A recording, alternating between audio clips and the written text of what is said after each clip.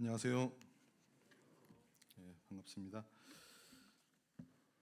사회 보시는 형제님이 워낙 빨리 사회를 보셔가지고 허겁지겁 올라왔어요. 오늘 말씀은 사도행전 20장 22절에서 24절까지 말씀을 같이 보시도록 하겠습니다.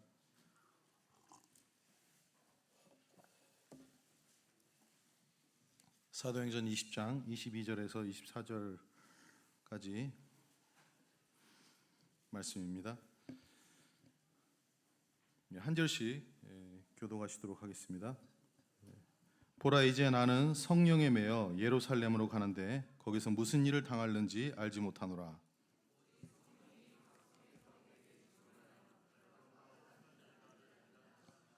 같이 읽으실까요? 내가 달려갈 길과 주 예수께 받은 사명 곧 하나님의 은혜의 복음을 증언하는 일을 마치려 하면은 나의 생명조차 조금도 귀한 것으로 여기지 아니하노라.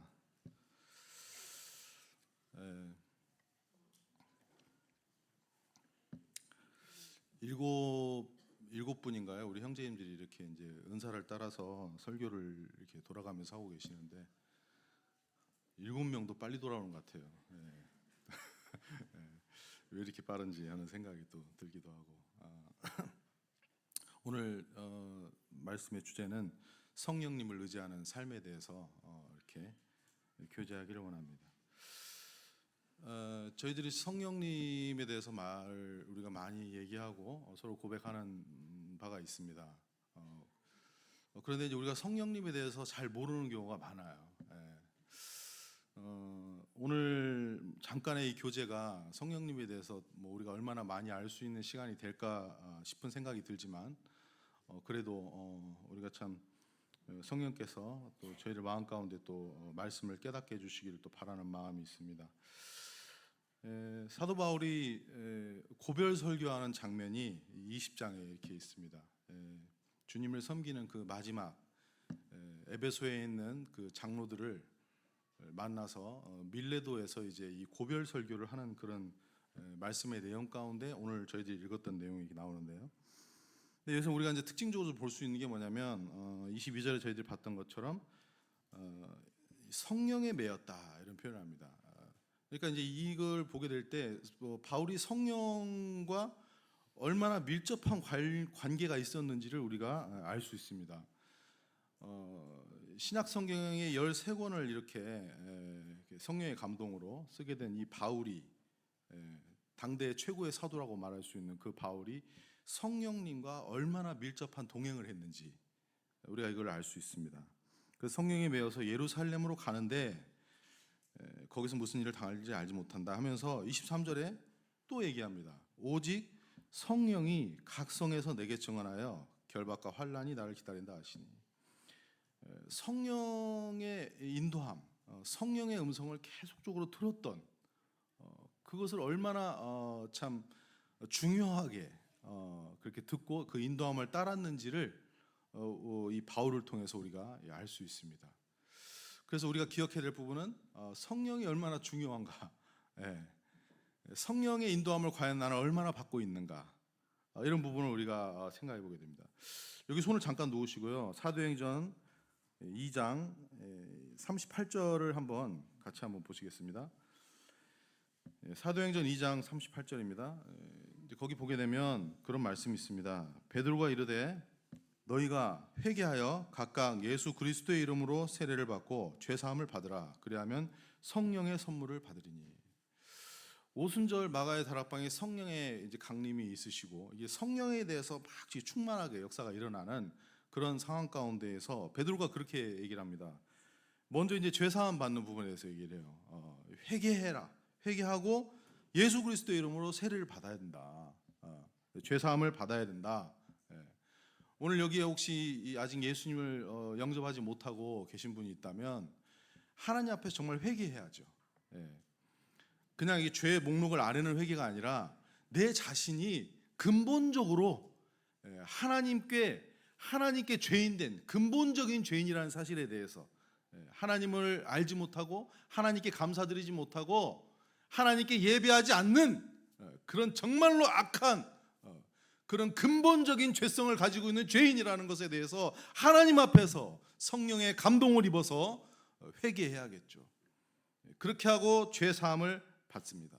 그래서 우리가 이제 구원받은 성도들은 그렇게 회개하고 죄 사함을 받고 우리가 이 자리 가운데 함께 예배를 드리고 있습니다. 그런데 하나 빠진 게 있어요. 그게 뭐냐면 여기에 성령의 선물을 받으라고, 죄 사함과 동시에 성령의 선물을 받으라고 같이 말하고 있습니다. 그러니까 죄 사함만을 기억하고 마치 그것이 전부인 것처럼 생각하고 나머지 인생을 내 생각과 내 계획과 나의 어떤 경험으로 살아가는 건, 그건 복음의 반쪽도 안 된다는 거예요. 사실은 죄 사함을 주신 이유는 성령을 주시기 위해서 그랬다는 겁니다. 그러니까 성령에 대해서 밀접하게 알지 못하고, 성령을 의식하지 못하고, 성령이 어떤 일을 하시는지 알지 못하고, 성령에 귀 기울이지 못하고, 성령을 계속 생각하지 못하고 살아간다면 그것은 마치 복음은 하나의 나에게 모양이 될 수밖에 없다는 거죠. 왜? 그 복음에 순종하는 사람이 누구예요? 성령으로 순종을 해야 되는데 내 힘으로 할 거니까, 나의 그 어떤 대단하고 도덕적인 고상한 모습이라 할지라도 그걸로는 안 되거든요. 그래서 우리가 복음을 들을 때 반드시 죄사함과 성령이 같이 나왔다는 것. 그래서 우리가 에베소서 1장 말씀에서 보게 되면은 복음을 듣고 우리가 믿을 때 성령의 인침을 받는다라고 말하고 있습니다. 성령은 우리가 예수 그리스도를 믿게 될 때에, 죄사함을 받게 될 때에 성령이 우리 가운데 같이 우리 안에 내주하게 되시는 거죠. 자, 다시 돌아가겠습니다. 20장의 22절 23절 말씀을 통해서 바울이 예루살렘으로 이제 내가 가야 한다, 거기에서 어떤 어려움을 당할지 모르지만 나는 예루살렘을 가야 한다, 성령이 나를 이렇게 인도하셨다, 그렇게 말을 했는데 21장에 이상한 일이 벌어집니다. 21장 4절에 보게 되면 제자들이 나오는데요, 제자들을 찾아 거기서 이레를 머물더니 그 제자들이 성령의 감동으로 바울더러 예루살렘에 들어가지 말라 하더라. 똑같이 성령의 감동을, 성령의 인도하심을 들었어요. 근데 바울은 가야 된다, 제자들은 가지 마라, 이렇게 하는, 이게 무슨 차이일까요? 여기서 우리가 선한 양심에 대해서 생각해 볼 수 있습니다. 우리가 이제 알지만 하나님 말씀을 듣게 되죠. 그 말씀을 성령으로 조명을 받게 됩니다. 그리고 그 성령이 조명을 해주시는데 우리가 이제 우리 편에서 해야 될 일이 있어요. 그게 뭐냐면 선한 양심이에요. 구원받은 성도에게 선한 양심이 있잖아요. 구원받지 못한 사람에게는 그냥 양심이에요. 도덕적인 수준의 죄가 희석되어 있는 양심. 그러나 구원받은 성도에게는 선한 양심이 있거든요. 선한 양심으로 이제, 그래서 우리가 이 장면을 생각할 때 베드로가 예수님을 막았던 장면이 생각이 나죠. 예수님 십자가 지야 한다고 그러는데 베드로가 예수님을 막아요. 그때 베드로는 왜 예수님을 막았겠어요? 예수님 죽으면 안 되니까. 인간의 정의죠. 육체만을 생각하는 인간의, 베드로는 성령으로 막은 게 아니죠. 예수님은 성령으로 십자가를 져야 된다고 말합니다. 바울도 마찬가지입니다. 바울도 그 길을 성령의 인도함 따라서 가야 된다고 말을 하고 있어요. 근데 제자들이 똑같이 성령의 인도함을 들었는데 그 뒤에 부분에 가야 된다까지 들었어. 근데 그 뒤에는 어떻게 해석한다? 자유의지를 준 거예요. 그러니까 그 뒤에 생각해 보니까 갔다가는 바울이 다치겠어, 죽을 수도 있겠어, 그러면 안 되겠는데 가지 마, 이렇게 된 거예요. 그래서 우리가 첫 번째는 성령을 알아야 돼요. 성령이 지금 나에게, 그래서 구원받은 이후에 물어봐야 됩니다. 성령님께 물어봐야 됩니다. 바로 즉흥적으로 내 생각으로 나와서 그 신앙생활을 하는 게 아니라, 성령님 제가 어떻게 해야 되죠? 하나님의 말씀에 근거해서 성령님께 인격적으로 물어봐야 됩니다. 그러면 성령께서 나에게 하시는 말씀이 있겠죠. 교회 말씀에 순종해야 돼, 그렇게 성령이 말씀하시는데, 이때 이제 선한 양심이 작동합니다. 하기 싫어. 선한 양심이 부패했어요. 그러면 이제 거기서 이제 여기서 가지 말라는 것처럼 안 듣게 돼요. 그렇게 신앙생활을 하면 어떻게 되죠? 타협하게 되죠. 희석하게 되고 자기 생각으로 주님을 섬기게 됩니다. 저는 오늘 여기서 이제 선한 양심 부분에 좀 초점을 두기보다 성령의 이런 인도하심에 대해서 우리가 어떻게 의지하고 있는지, 이 부분에 좀 초점을 두기를 원합니다. 성령의 역사는 이제 거듭나게 우리를 하시고, 또 우리가 이제 소위 말하는 성화길이라고 하는데, 로마서 6장에 보게 되면 예수님과 연합에 대한 말씀이 있습니다. 성령이 예수님과 우리를 연합시키는 일이 이제 일어나죠. 그때 이제 예수님이 죽으시고 부활하시는데, 죽으실 때 예수님 혼자 죽으신 게 아니고 우리를 대신해서 우리와 함께 죽으셨잖아요. 그래서 참된 복음은 예수님과 함께 죽는 거죠. 그래서 자기를 부인하는 게 어려운 일이 아닌 거죠. 이게 신앙생활이 왜 어렵냐면 자기 힘으로 하려기 때문에 어려운 거죠. 근데 진리를 깨달으면 어려울지 않죠. 왜냐하면 예수님과 함께 십자가에서 내가 죽었잖아요. 자기 부인하는 게 뭐가 어렵냐고. 예수님과 죽었는데. 그러니까 안 죽었다고 생각하니까 자꾸 여지를 두니까 자꾸 살아있다고 생각하면서 자꾸 내 힘으로 죽이려고 하니까 이게 안 죽어지고 더 힘든 거거든요. 그런데 하나님 말씀을 따라서 죽었구나. 그렇지, 우리가 소위 말하는 우리가 알고 있는 더 신, 근본적인 죄는 이제 다 해결이 되었다. 이제 신스만 남았다. 낙지, 머리가 잘렸다. 아무리 꾸무락꾸무락 거리지만은 그건 죽은 거다. 그걸 우리가 분명히 알게 될 때 내가 죽었다는 사실을 알게 돼. 그 십자가는 우리의 죄책감 정도를 사해 주는 게 아니라 십자가는 예수님이 나와 함께 죽은 사실이죠. 예수님과 연합되어서 내가 거기서 같이 죽었죠. 영광스러운 복음이죠. 그래서 복음을 희미하게 얄팍하다 표현. 복음을 얕게, 복음을 가볍게, 복음을 불완전하게 예수님과 연합이 되었어. 부분적으로 연합된 거야. 아직 우리는 이 땅에 살고 있죠. 육신이 살아 있어. 옛사람도 살아 있고 그래 막 그거 가지고 막 싸워 가지고 이렇게 주님 섬기는 거야. 아니에요. 우리의 모든 죄를 영원히 다 사하신 것처럼 우리와 예수님과의 연합은 근본적인 연합이고 불완전하고 부분적인 연합이 아니고 전체적인 연합입니다. 그 연합을 해서 나는 예수님과 같이 죽고 그리고 예수님과 함께 이제 새로운 사람으로 내가 이제 다시 살아났죠. 그래서 이 사건이 우리에게 왜 일어났냐면 성령을 의지하게 하려고 이 사건이 일어났다. 왜 그러냐면요, 우리가 성령을 의지하는 데서 방해꾼이 누구냐면 내가 살아있다고 생각할 때 방해꾼이 돼요. 그러면 자꾸 성령님을 이렇게 인도하는데 여기 말했던 제자들처럼 자꾸 엄한 생각을 하고 육신적으로 타협을 하고 자꾸 자기의 어떤 그런 걸 자꾸 내세우거든요. 그렇게 하면 이게 이제 계속 방해. 그러니까 내가 성령이 있는지도 의식을 못하고 성령이 인도하는 데에 대해서도 별로 생각을 못하고 성령이 인도를 하는데 자꾸 내 안에서 내 육신적으로 예를 들어서 주님 앞에 내가 이렇게 뭐 접대를 하고 이렇게 헌신도 하고 이렇게 해야 돼요. 근데 가만히 월급을 계산해 보니까 이게 이제 타산이 안 맞아. 이렇게 가다가는 어려워지겠어. 그러니까 이제 그때부터 이제 합리화를 하는 거예요. 균형이 있어야지 이렇게 무턱대고 막 돈을 쓰다가는 안 되는 거야. 그래서 이렇게 나같이 균형 있는 그리스도인이 돼야 돼. 이런 식으로 이렇게 생각을 하고 또 세상에서 막 잘 돼야 돼. 왜 세상에서 잘 되는 게 그게 능력인 거야. 세상에서 잘 돼야 그게 복음도 힘있게 전하는 거야. 그러면서 또 세상에서 잘 되고자 하는 그런 말 합리화. 이게 무슨 성령의 역사냐고요. 성령이 나를 인도하실 때 내가 거기에 대해서 선한 양심으로 반응을 하기 위해서는 내가 예수 그리스도와 연합되어서 죽고 예수 그리스도와 다시 살아서 나의 어떤 자아로 주님을 섬기는 것이 아니라 어떤 분이 그렇게 얘기를 하더라고요. 주님이 내 안에서 자꾸 드러나게 해야지 자기 자아를 갖다가 막 훈련을 시켜가지고 주님을 섬기려고 하면 안 된다고. 굉장히 신앙생활을 오래 하신 노년의 그 목회자님께서 그런 설교를 하시는 걸 제가 들은 적이 있어요. 깨달으신 것 같아요. 주님이 성령께서 내 안에서 역사하시도록 해야지 내가 그 자아가 죽었는데 그걸 가지고 자꾸 옛날에 그 애굽에서 가나안으로 가야 되는데 그 이스라엘 백성들이 애굽의 종로로 타면서 그 고기와 그 세상 가운데 있던 것들을 자꾸 추구하면서 그거 미련을 못 버려가지고 그게 마치 살아있는 것처럼 생각을 해가지고 그거 가지고 어떻게 해보려고 자꾸 그러고 성령하고 막 싸우는 거 실갱이 하는 거야. 막 그래서 성령 소멸되고 막 이렇게 하면서 신앙생활을 막 하니까 얼마나 힘들고 막 괴롭고 막 그러겠어요.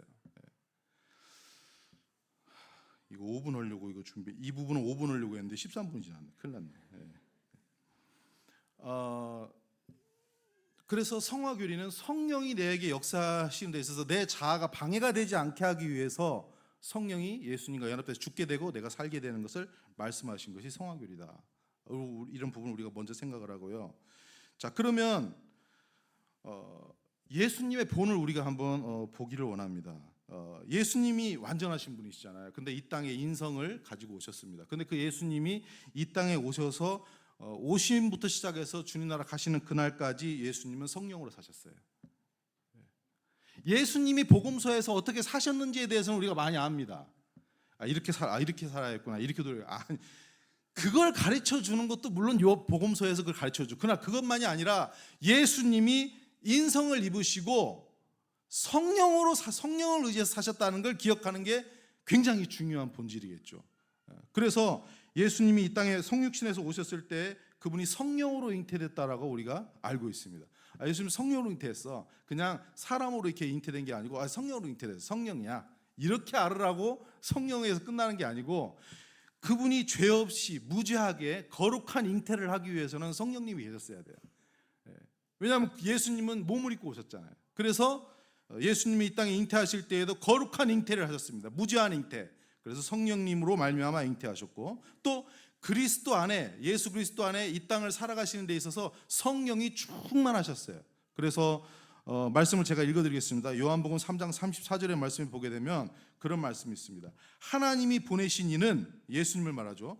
하나님의 말씀을 하나니 이는 하나님이 성령을 한량없이 주심이니라. 예수님은 성령이 충만하신 분이셨어요. 그래서 성령으로 말미암아 예수님은 전 생애를 살아가셨어요.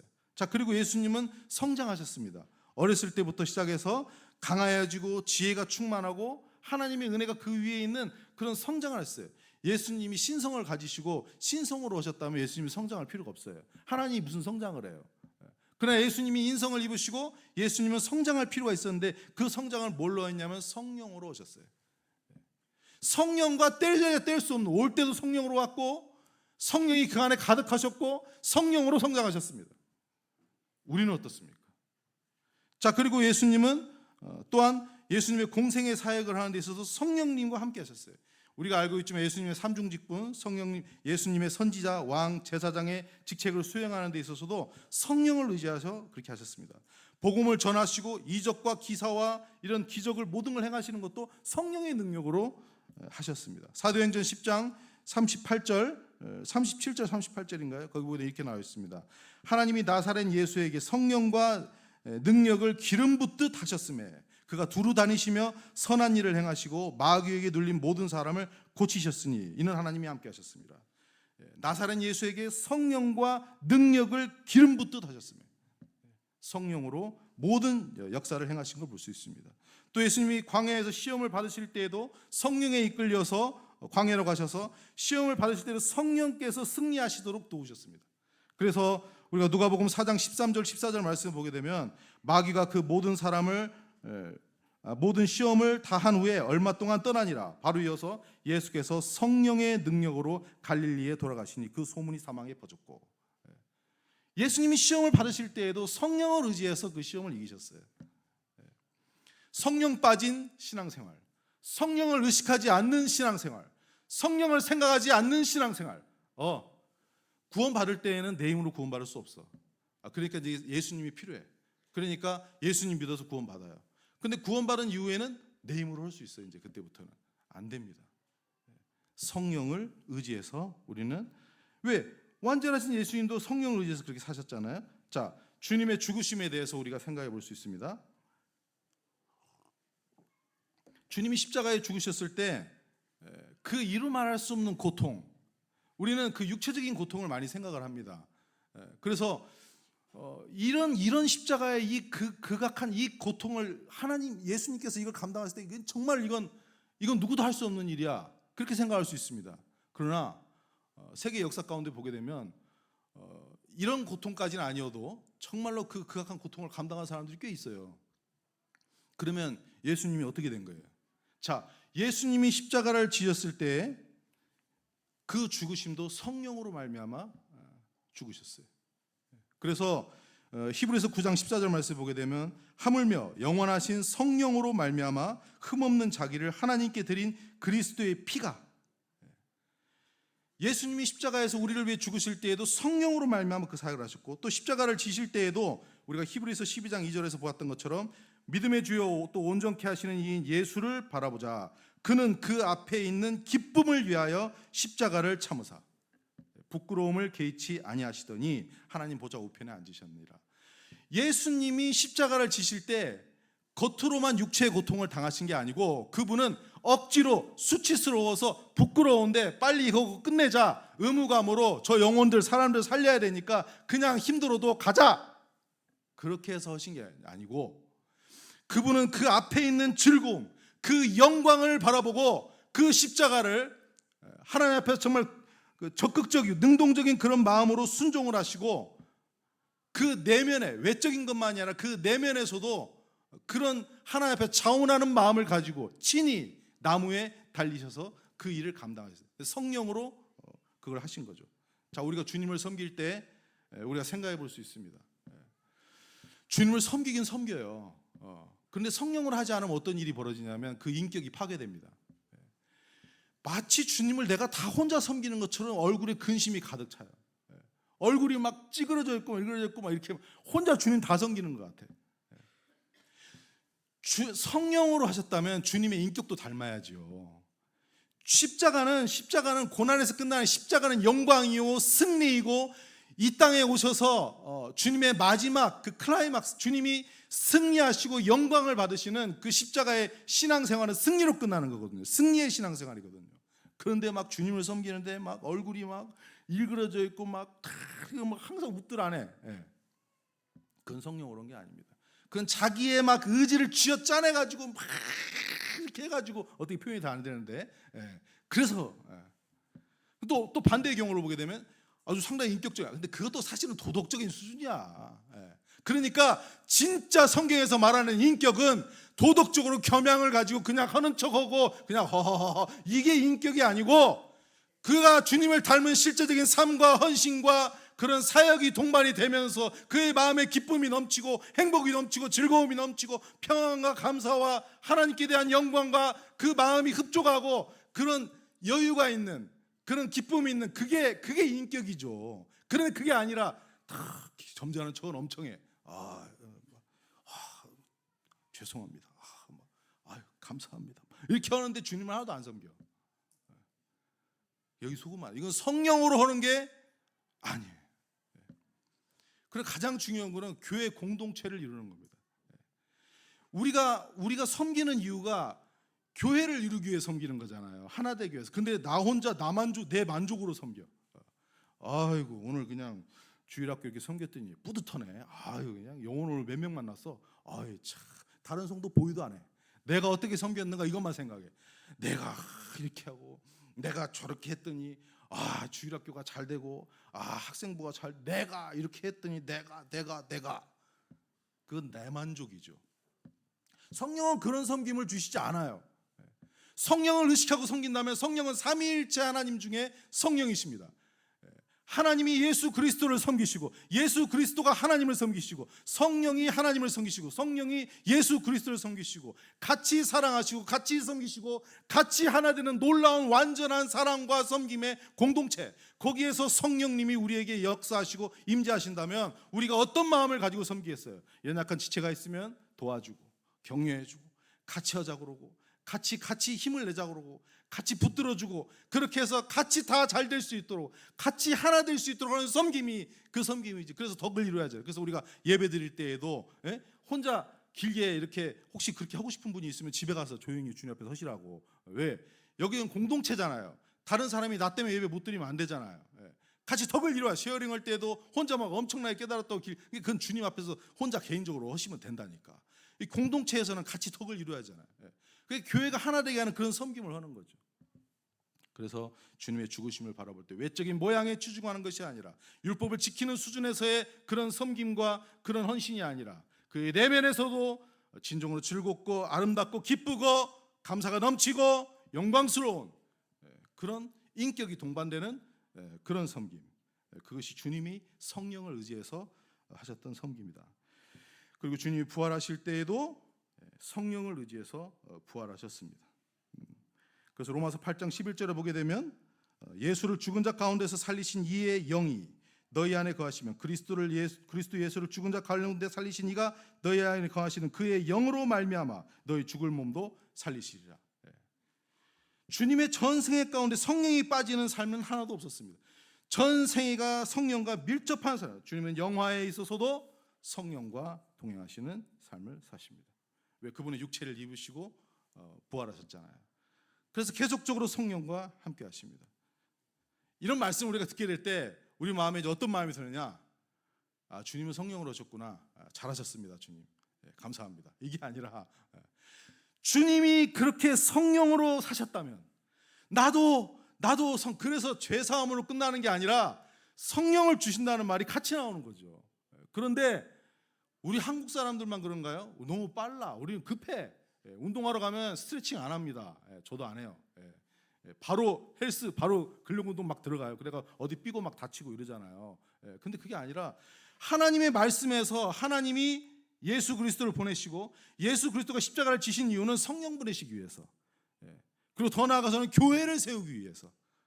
그 교회를 가볍게 알고 교회를 쉽게 생각하고 교회를 함부로 생각하는 건 그건 삼위일체 하나님의 경륜에 반기를 드는 거예요. 그건 있을 수가 없는 거죠. 그래서 어쨌든 성령님이 얼마나 중요한 분인지에 대해서 성령을 우리는 인식하고 알고 자꾸 그렇게 해야 된다. 자, 성령의 9가지 열매를 우리는 맺어야 됩니다. 자, 근데 우리가 성령의 9가지 열매를 생각해 보시면 첫 번째 사랑입니다. 자, 사랑. 자, 이건 무슨 사랑이냐면 인간의 사랑이 아니고 우리가 생각하는 그런 감정적인 사랑이 아니고 하나님의 사랑입니다. 자, 하나님의 사랑을 우리가 맺을 수 있습니까? 우리 못 맺어요. 성령님이 아니고서는 우리는 이 사랑 못 맺습니다. 열매 못 맺어요. 자, 희락. 이 희락은 그냥 내가 기쁜 거, 내가 스마트폰 바꿨더니 기분 좋네, 자동차 바꿨더니 이런 기쁨이 아니고 이것은 하나님이 하신 일을 기뻐하는 겁니다. 하나님이 우리 영혼을 구원하시는, 어린이 청소년들이 막 변화되고 구원받고 성령이 하시는 일을 보면 막 기쁜 거예요. 기뻐. 이걸 희락이라고 그래요. 성령께서, 하나님께서 우리에게 하신 일. 근데 우리는 내가 한 일을 기뻐하는 수준이에요. 내 만족. 근데 어떻게 성령을 의지하지 않고 주님을 섬깁니까? 될 수가 없죠. 자, 화평. 이것은 하나님과 화평하는 것이고 성도들과 화평하는 건데 우리는 얼마나 인간적으로 친분을 쌓습니까? 하나님과의 거룩한 화평은 성령이 아니고서는 못하는 거예요. 우리가 하나님과 화평, 얼마나 우리가 사사롭게 올 수 있어요? 우리가 사람들과 화평도 사회적인 지위라든지 그런 인간적인 이해관계를 가지고 우리는 화평하려고 합니다. 우리가 그걸 사사롭다고 말하죠. 우리는 안 돼요.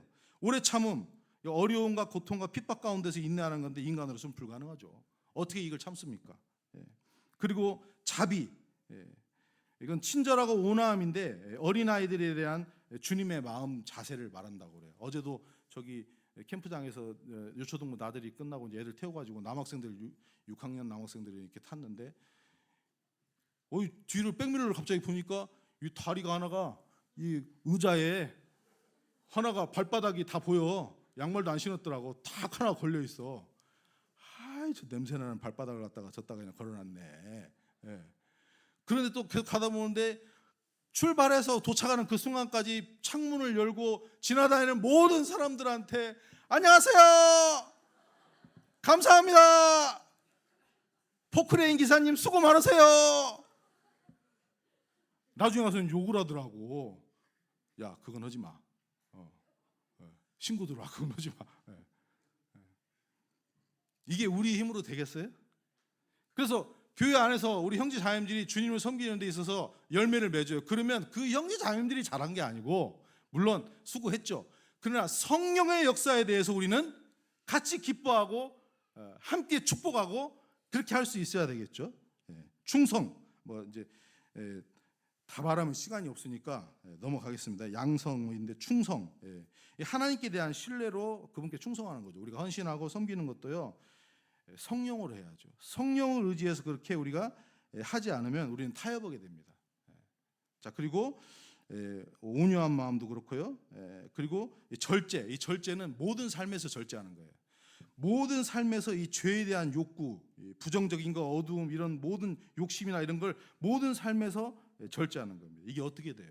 안 돼요. 우리는 장부가 하나씩 있잖아요. 저만 있나요? 장부가 그게 무슨 장부죠? 죄를 기억하는 장부. 아내가, 자녀가 또 교회에서 누가 이렇게 나한테 조금 안 좋게 그럼 장부에 다 적잖아요. 안 적습니까? 이상하네. 저만 적는 것처럼 이렇게 그 장부에 다 적어가지고 또 어떻게 스프링 막 참어 내가 참어. 나중에 와서는 팍 터져가지고 그래서 이렇게 저렇게 내가 그때 힘들었고 과거 기억력이, 아니 평소에는 기억력이 안 좋더니 기억력이 그때는 왜 이렇게 좋아? 다 끄집어내가지고 막 혀잖아요. 그래서 성령을 하면 어떻게 되죠? 성령을 하면 주님이 우리를 용서하셨던 것처럼, 주님이 우리에게 은혜를 베푸시는 것처럼 그렇게 할 수가 있겠죠. 그래서 우리가 성령을 의지해야 됩니다. 그래서 실제적인 예를 이렇게 들어보겠습니다. 우리가 믿음이 연약할 수 있어요. 그 믿음도 성령으로 믿어야 된다는 거죠. 내가 믿는 게 아니라, 예를 들어서 우리 가족 중에 믿지 않는 구두자가 있어요. 가족 중에 부모님이 될 수도 있고 아내나 남편이 될 수도 있어요.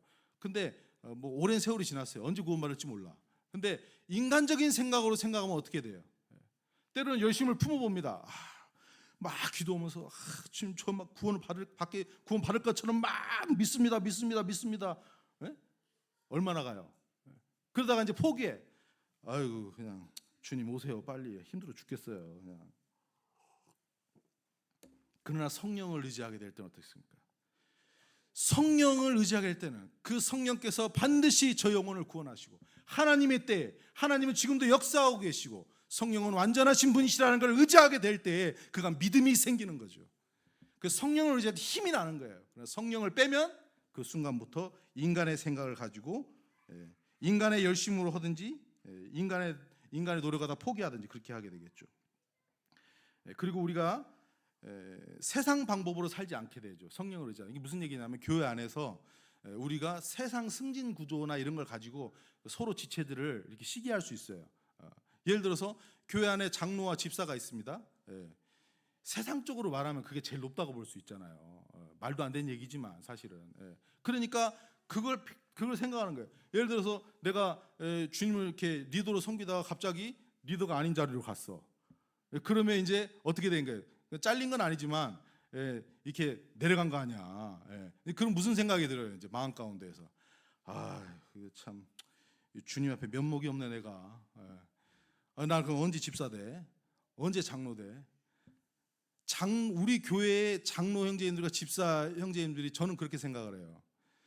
장로 되고 집사 되는 그런 명분 위에서 장로 되고 집사 되신 분은 저는 없다고 봅니다. 지금도 내려놓으라고 그러면 얼마든지. 왜? 내가 장로 오는 게 중요합니까? 내가 집사로 주님 섬기는 게 중요합니까? 그게 뭐가 그렇게 중요해? 내가 교회 앞마당을 빗자루를 가지고 쓸더라도 하나님이 그 일을 기뻐하시고 하나님이 보시면 주님 앞에 문지기로 선다 할지라도 그게 영광스럽고 기쁜 것이지, 그게 성령이 주시는 마음 아니에요? 작은 일에 충성하는 자를 주님이 큰 일에도 충성 쓰신다 그랬는데, 큰 일에 쓰고 안 쓰고를 떠나서 주님이 그걸 기히 보시잖아요. 주님이 나를 사랑하시잖아요. 주님이 나를 기뻐하시잖아요. 그러면 된 거지. 제가 장로라서 그런 말 하는 게 아니에요. 제 솔직한 주님 앞에 마음입니다. 성령으로 사는 사람은 세상의 지위의 방식, 세상의 승진의 방식, 육신적인 방식을 쫓아 사는 것이 아니라 하나님 나라의 원리에 성령으로 말미암아 감동되어서 그렇게 주님을 우리가 섬기게 되겠죠. 그게 주님의 주권이에요. 주님이 나의 주인 되시는 가운데에서 주님 앞에서 살아가는 그런 삶이 되는 거죠. 그리고 고집도 예를 들어볼 수 있습니다. 근래 고집 있는 누가 있다고 그러더라고. 저도 한 고집 하는데 계속 나의 새 고집을 붙드는 이유는 성령님을 잊고 성령을 의지하지 않기 때문에 그렇습니다. 그러니까 자기 고집을 내려놓으면 죽을 것 같으니까 못 내려놓는 거예요. 그러나 성령을 의지하시면 성령께 맡기면 돼요. 성령이 얼마나 완전하시고 온전하신 분이시고 성령이 얼마나 선하신 하나님이시잖아요. 그럼 그분을 따라가는 것보다 더 좋은 일이 어디가 있어? 그럼 내 고집 필 일이 뭐가 있냐고. 성령을 인식하지 않고 성령을 따르지 않기 때문에 그렇게 고집을 피우는 거예요. 정서적으로 육체적으로 연약하고 좌절하고 낙담할 때는 성령을 의지하십시오. 그러면 그 온전하신 성령으로 말미암아 내가 힘을 얻게 될 것이고, 그분으로 말미암아 지금 내가 비록 연약하지만 그 성령으로 말미암아 내 마음이 온전함을 입은 것처럼 내 마음에 평안이 올 것입니다. 그분을 신뢰하는 가운데에서 절망적인 상황이 올 때도 성령을 의지하면 넉넉히 이기게 되고 소망을 가지게 됩니다. 걱정과 근심과 염려가 있을 때에도 성령을 의지하게 되면 내 마음이 안심이 되고 평안을 가지게 될 것입니다. 왜? 그분은 성령 하나님이시기 때문에 그렇습니다. 부족한 나의 생각과 나의 경험과 연약한 나의 육신을 가지고 하나님의 그 복음에 합당한 삶을 쫓아가려고 아무리 해보면 둘 중에 하나예요. 타협하든지 넘어지든지 자기 의지를 가지고 자기가 높아지든지 부작용이 생기죠. 말 못할 답답하고 괴로운 상황이 있을 때에도 성령을 의지하게 될 때, 그러면 예수님이 내 마음에 가득하고 충만하게 될 것입니다. 물론 회개할 때도 성령을 의지하겠죠. 회개할 때에도 자신이 잘못한 것을 인정 안 하고 싶어. 그래서 숨기고 싶어. 그건 성령으로 회개하는 게 아니죠. 성령으로 회개할 때에는 자신이 좀 부끄럽고 죄송하더라도 성령께서 나에게 인도하실 때 그 회개하게 되는, 그렇게 주님 앞에 나오게 되는 거죠. 그리고 우리 청년들이 결혼을 할 때에도 성령을 의지해서 결혼을 하게 됩니다. 그러면 문제가 안 생겨요. 자기의 생각을 가지고 자기 자기의 계획을 가지고 자기의 입장을 가지고 자기의 어떤 그런 것들을 가지고 생각을 하니까 믿음이 안 생기고 신뢰가 안 생기고 불안하고 염려되고 걱정이 되면서 사고가 나는 거예요. 이 사고는 다른 생각하시면 안 돼요. 교회의 질서에 빗나가는 삶을 사는 겁니다. 성령을 의지하는 환경도 무시하면 안 되죠. 환경 가운데 하나님께서 나에게 허락하지 않는 부분이 있다면 거기에 내가 그 음성을 순종하고 따르고 기다려야 되는 겁니다. 성령을 의지할 때 그게 가능해요. 그러나 성령이 없다면, 성령이 없는 게 아니라 성령을 의지하지 않는다면 복음이 아무리 있다 할지라도, 죄사함을 아무리 받았다 할지라도 그것은 내 힘으로, 내 생각으로, 나의 그 똑똑한 머리로, 나의 그 고집으로 주님을 섬길 수가 있죠. 각 지체에 연약함이 있어도 성령의 역사하심을 의지하면 하나님의 손길이 느껴져요. 우리가 다 연약하잖아요. 연약한데 우리가 연약함이 드러나고 연약하면서 잘해봐야 얼마나 잘하겠어요. 그걸로 나타나는 게 아니라 연약한데 부족한데 성령의 역사하심이 느껴져. 그럴 때 우리가 감동이 되는 거예요. 그런데 또 더 놀라운 것은 그렇게 하나가 되는 거예요. 교회로 이루어가 연약한데 서로 하나가 되는 거예요. 그렇게 해서 교회가 하나가 되어가지고 거기서 열매를 맺는 거예요. 그러면 하나님이 얼마나 영광을 받으시겠어요? 이런 섬김하라고 우리가 여기 가운데 있는 거 아니겠습니까? 어제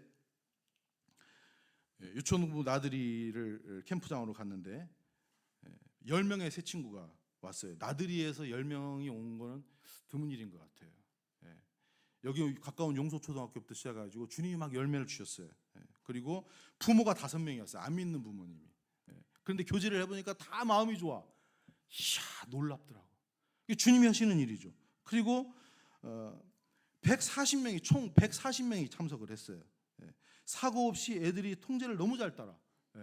그래서 나는 이게 도대체 애들 노는 데인가? 그건 좀 평안이 없더라고. 애들이 막 해야 되는데 안 그래. 너무 조용하더라고. 그래서 조금 그러는데 어쨌든 그렇게 즐겁게 놀고 학생부 헬프 교실에서 토요일 날인가요? 금요일 날인가요? 30여 명의 그 여학생들이 그 나이도 다르고 그 다 성격도 다른 그 아이들이 그 유인가이제인 지금 제주도 가셔가지고 그 2층이 비었잖아요. 그 좁은데 그 30명이 다 가가지고 그 옹기종기 앉아가지고 영적으로 교제하고 이렇게 이게 성령의 역사가 아니면 되겠냐고요.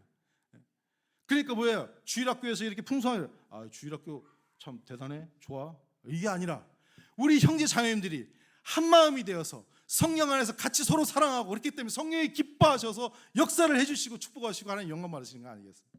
온골 성촌교회는 지금까지 그렇게 온 교회입니다. 하나님이 임재하시고 하나님이 역사하시고 성령이 역사하시는 삼위일체 하나님이 정말로 기뻐하신 가운데 하나님이 맺어주신 열매로 온 교회가 온골 성촌교회입니다.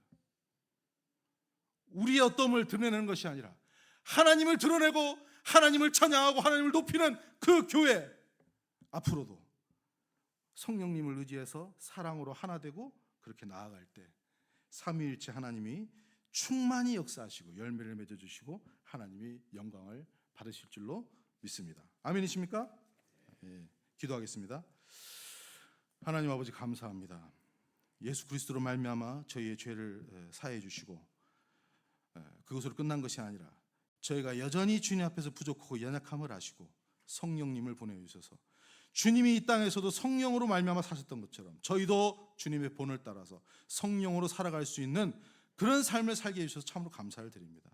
저희들이 성령을 의지하기를 원합니다. 연약할 때 성령을 의지할 때 힘을 얻고 저희들이 다른 잘못된 생각을 할 때 성령을 의지해서 우리가 거룩함으로 나아가고 사단의 유혹이 있을 때에도 성령을 의지하게 되고 우리의 모든 삶 가운데에서 성령 하나님을 의지하게 될 때 우리가 얼마나 놀라운 생애를 살아가게 되고 그것이 또 나 혼자 잘 되는 것이 아니라 주님의 교회를 아름답게 이루어서 하나가 되어서 성령의 충만한 임재 가운데에서 삼위일체 하나님을 기쁘시게 하고 영광을 돌리고 열매 맺는 그런 아름다운 교회의 섬김이 되기를 소원하옵고 저희들의 삶을 하나님께서 축복해 주시고 영광을 받아주시기를 원합니다. 감사를 드리옵고 예수님의 이름으로 기도드리옵나이다. 아멘.